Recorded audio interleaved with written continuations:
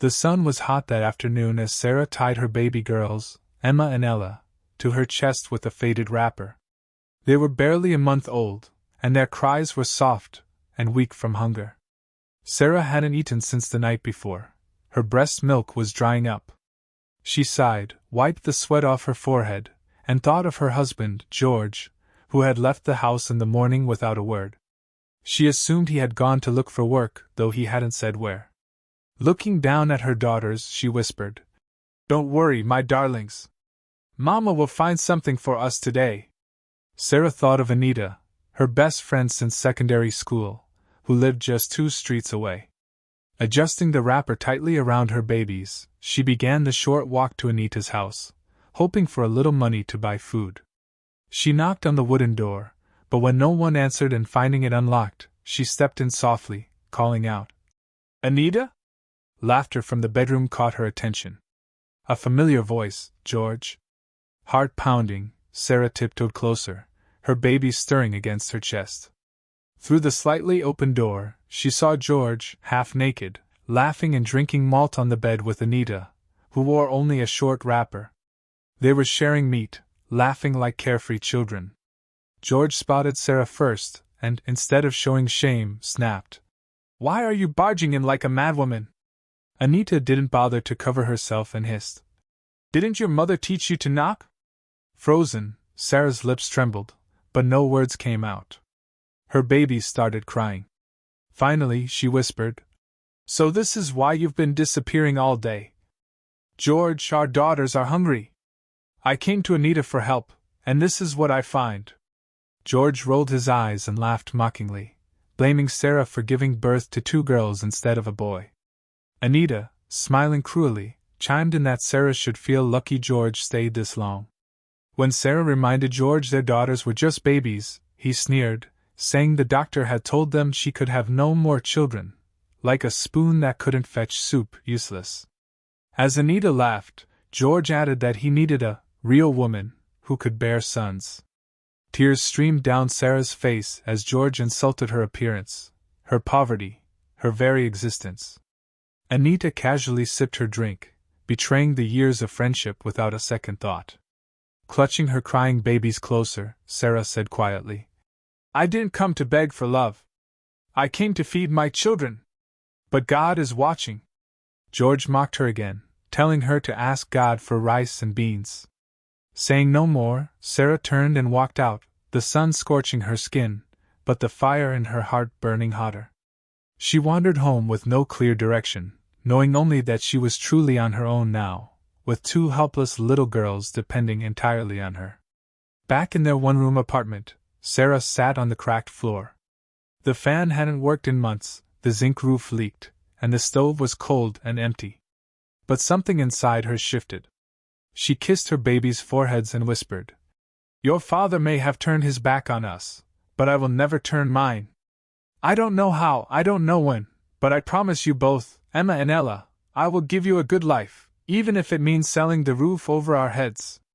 5 years later, Sarah watched from a wooden bench as Emma and Ella, now tall, smart, and full of life, chased each other around the dusty compound. Their laughter was loud, innocent, and pure. Sarah smiled, but her heart was heavy. It was time to enroll them in school, something she had delayed too long. Gathering their old birth certificates and the bag of Sunday clothes, she prepared to seek help. She had a little savings from washing clothes, but not enough for school fees. She decided to approach Mr. Johnson, an old family friend who lived nearby and was rumored to have some influence and wealth. Dressing neatly in her cleanest wrapper, Sarah walked to his house. Mr. Johnson welcomed her with an inappropriate grin and compliments on her appearance. She politely stated her reason for coming, explaining her desire to send Emma and Ella to school. Mr. Johnson chuckled dismissively, questioning why she would waste money on educating girls who would only end up married. When Sarah firmly insisted on her daughter's right to education, he offered financial help, but at a price. With a sly smile, he proposed that Sarah become his 5th wife, offering money, clothes, and a better house in exchange for her body. Furious and disgusted, Sarah rejected him outright, calling out the truth about his poverty and the misery of his existing wives. She stormed out with her dignity intact, her heart burning but her spirit unbroken. That night, she lay awake thinking. By dawn, she had made a decision. She would sell the only thing she had left, the small house her father built. Though it broke her heart to let go of it, her daughter's future mattered more. A rough-looking buyer came, inspected the crumbling walls and leaky roof, and handed her a brown envelope. Without counting the money, Sarah thanked him and walked away from the house that had once been her entire world. Homeless but not hopeless, she used the money to pay for Emma and Ella's schooling all the way to university. They moved into an abandoned, unfinished building behind the market, living among cement blocks and broken concrete. They caught rainwater in bowls, slept on bare floors, and covered themselves with worn curtains. Sarah worked any job she could find, washing, cleaning, carrying loads, to keep her daughters fed. Sometimes she came home bruised, wet, and exhausted, but she always made sure her girls had something to eat, even if it was just soaked Gary and groundnuts. One evening, as Sarah washed clothes near the abandoned building, an old woman passing by stopped and stared. She asked if Sarah and her daughters truly lived there. When Sarah confirmed, the woman looked at the twins, dusty and worn but bright-eyed and full of determination. Then, with kindness that brought Sarah to her knees, the woman offered her a place to stay. Her large house was empty, and Sarah and her daughters could stay as long as they needed, rent-free. Sarah dropped the clothes in her hands, overwhelmed, and asked, "Ma, are you serious?" The woman nodded, smiling. "God touched my heart," she said simply. Sarah's heart filled with peace every time she looked at her daughters, and Sarah's eyes brimmed with tears as she dropped to her knees, blessing the kind old woman who had taken them in. From that day forward, they lived in the old woman's compound, a simple 3-bedroom house with water, a small kitchen, and a garden behind it. The woman treated Sarah and her girls like family, giving them a room, cooking with them, praying with them, and supporting the girls in every way she could. Years passed, and Emma and Ella grew into beautiful, brilliant young women, passing every class with flying colors. Emma dreamed of becoming a lawyer, and Ella shared the same dream. Together they promised to chase it. The house became filled with books, laughter, and late-night reading sessions. Before they knew it, 20 years had passed. Sarah, now older with gray strands in her hair and deeper lines on her face, still carried pride in her sparkling eyes whenever she looked at her daughters. On the day they graduated from university, both girls wore black gowns and hats, walking across the stage with bright smiles as the best students in their department, law. After the ceremony, they rushed home, certificates in hand, and found Sarah waiting outside, tears streaming down her face. They fell to their knees and embraced her tightly, crying, "Mama, we made it!" Sarah, overcome with emotion, kissed their faces and whispered, "You both made me the proudest mother alive." But even in their joy, a small sadness lingered. The kind woman who had saved them had passed away a year earlier. "She should have been here," Emma said softly. "She would have loved this day," Ella added. Sarah nodded, her heart heavy with gratitude. "She didn't just give us a house, she gave us hope and family when we had none. She'll always live in our hearts." That night, they lit a candle and placed it by her favorite flower in the garden, holding hands and praying for the woman who saved them, for the man who abandoned them, and for all single mothers still fighting silently. Meanwhile, George sat in a small rented apartment, looking far older than his years. His once bold shoulders were bent, and his eyes were tired. After running errands for a man half his age, he heard something that broke him further. At the barber shop, men were discussing how Sarah's twin daughters had graduated as top lawyers, their names proudly in the newspaper. George pretended not to hear, but every word echoed painfully. His daughters, Emma and Ella, successful, brilliant, out of his reach. Shame rose hotly in his chest.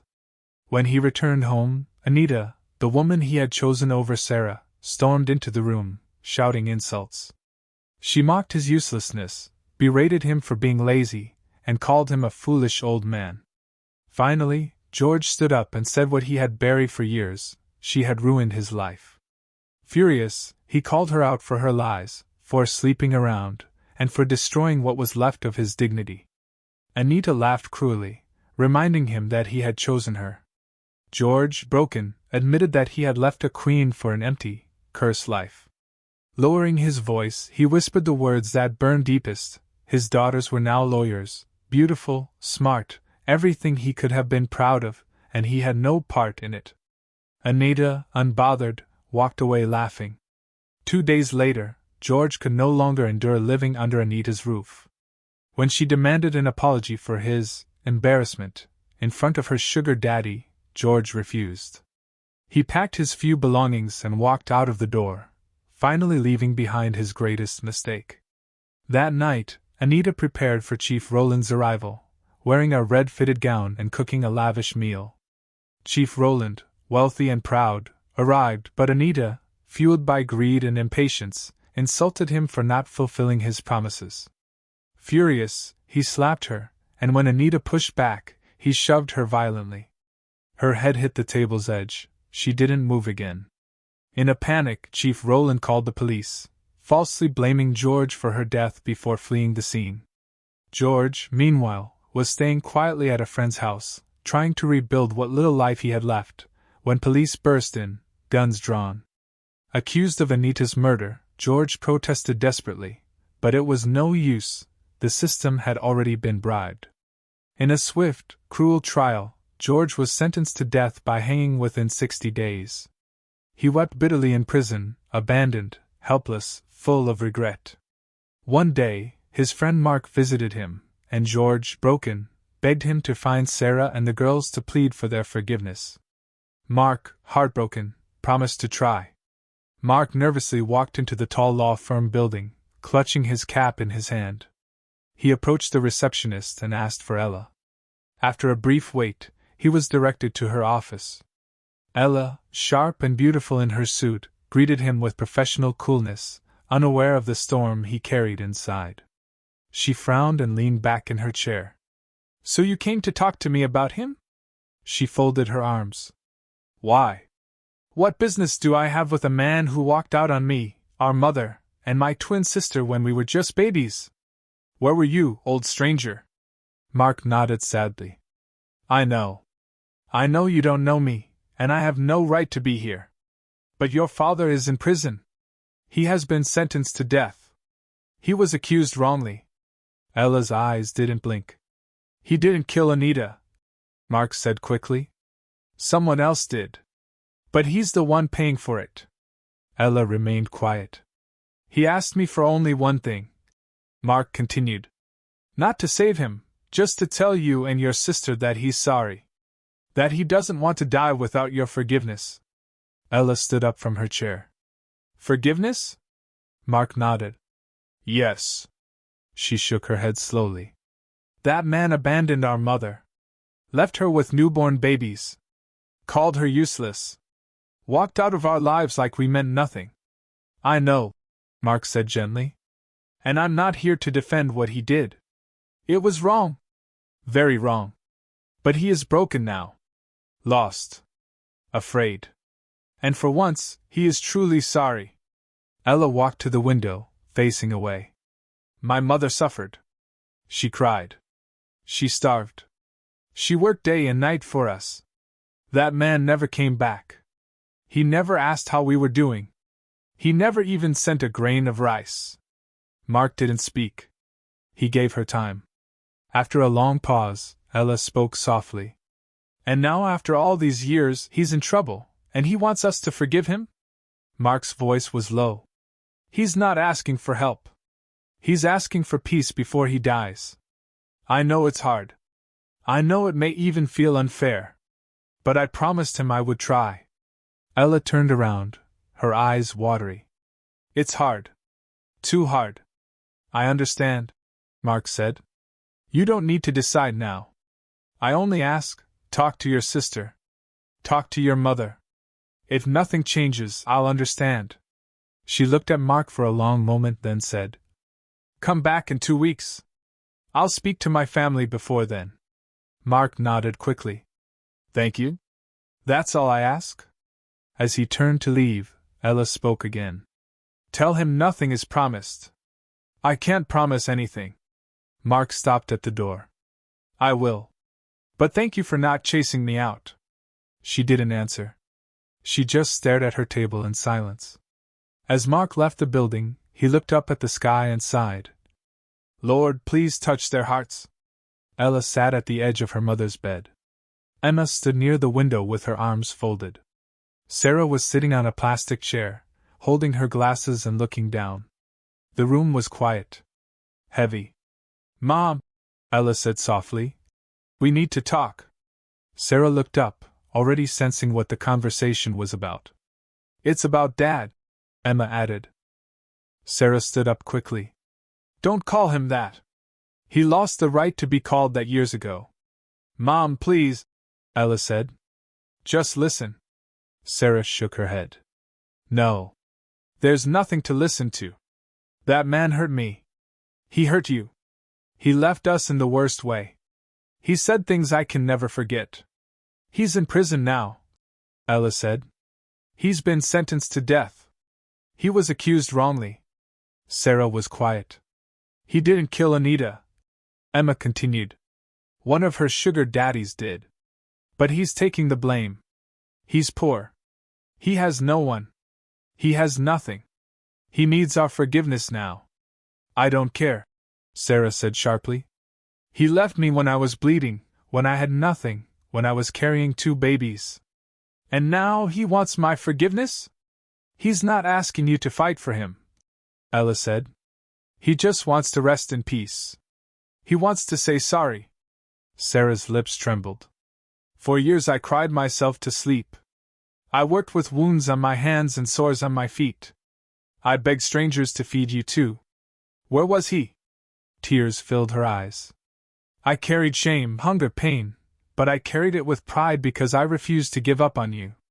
So no, I will never forgive that man. Mom, Emma said, her voice breaking. We know you're hurt. We are too. He's not the same man anymore. He's broken. He cries. He regrets. And he's begging, not for a second chance, just for peace before he dies. Sarah stood still. Her eyes were full. Her hands shook. The girls knelt before her. Mom, please, Ella whispered. Let him go with peace. Please, Mom, Emma added. We're not doing it for him. We're doing it for you, so you don't carry this pain forever. Sarah looked at her daughters. Her heart couldn't fight anymore. She closed her eyes and said the words slowly. Fine. We will go. I forgive him. Ella and Emma hugged her tightly, all of them crying together. The next day, they arrived at the prison. George sat alone in his cell, thin and tired, his head bowed, hands wrapped around his knees. The guards called his name, and he barely responded. He didn't care anymore. He thought no one would ever come. When he was led to the visitors' area and looked through the thick bars, his heart skipped. There she was, Sarah. His mouth opened but no words came out. He stared at her like he had seen a ghost. Tears welled up in his eyes. Sarah, he whispered. Sarah didn't speak immediately. She stood still, arms folded. George dropped to his knees. I didn't think. I never thought you would come. Sarah looked at him, eyes filled with quiet pain. She pointed to the 2 young women standing beside her. Look at them, she said. I brought your daughters. George slowly lifted his head and looked at them. He blinked, confused, overwhelmed. These are. His lips shook. Yes, Sarah said. These are the same girls you left when they were just babies. You walked out on us. You never came back. But I raised them. I kept my promise. George broke down completely. He buried his face in his hands and sobbed. God forgive me. I don't deserve to see them. I don't deserve anything. Ella and Emma stood still. It was the first time they had seen their father. Emma took a small step forward. We heard what happened, she said. George didn't lift his head. I didn't kill her. But maybe I deserve this pain. Maybe this is my punishment for what I did to your mother, to you. Sarah's voice was calm but heavy. You don't get to decide your punishment, George. You made your choices. But today, we made ours. George looked up slowly. I forgive you, Sarah said. Not because it's easy. Not because you changed. But because I refuse to carry your mistake any longer. Ella and Emma moved closer to the bars. We forgive you too, Ella said, her voice shaking. Not for what you did, but so we can be free. George cried like a child. I thought I would die with this shame in my heart. But now I can breathe. Even if I die, I can go in peace. No, Father, Emma said gently. You're not going to die. Not like this.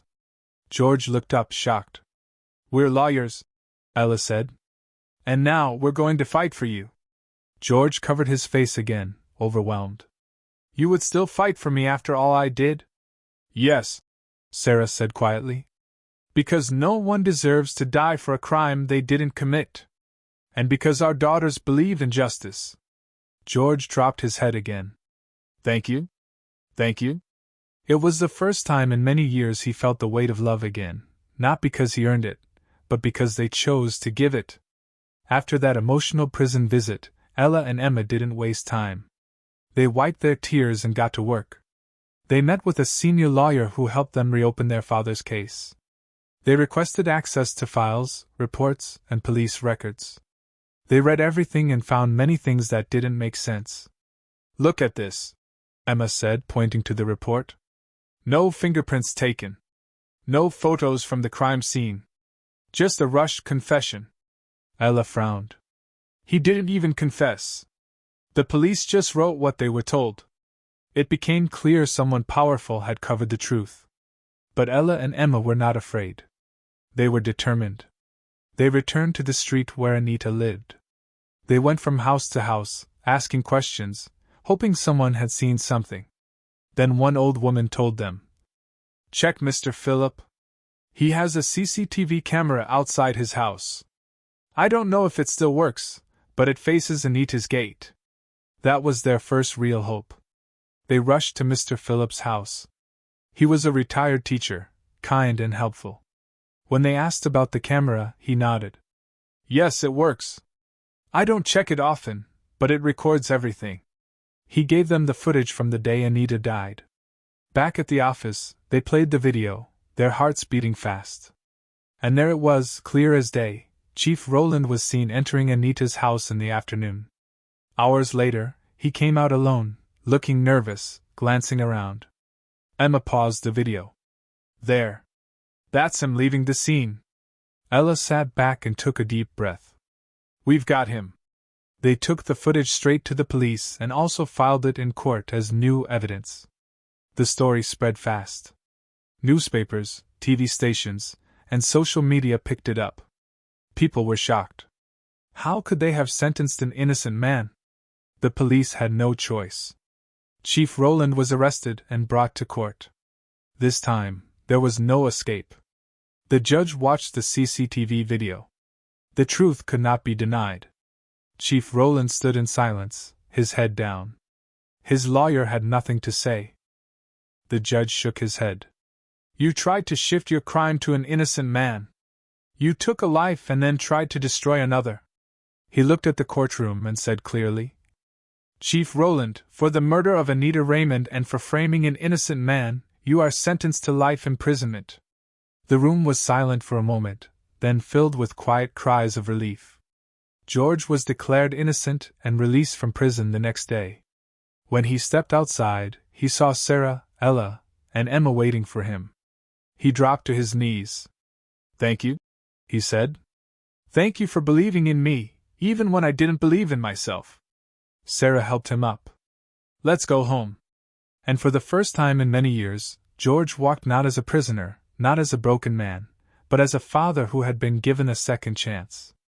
Dear viewers, what lessons did you take away from this dramatic tale? We'd love to hear your thoughts in the comments below. If you enjoyed the story, give us a thumbs up, share it with friends, and hit that subscribe button. Don't forget to turn on notifications so you never miss out on our latest updates. Thanks for watching, and stay blessed.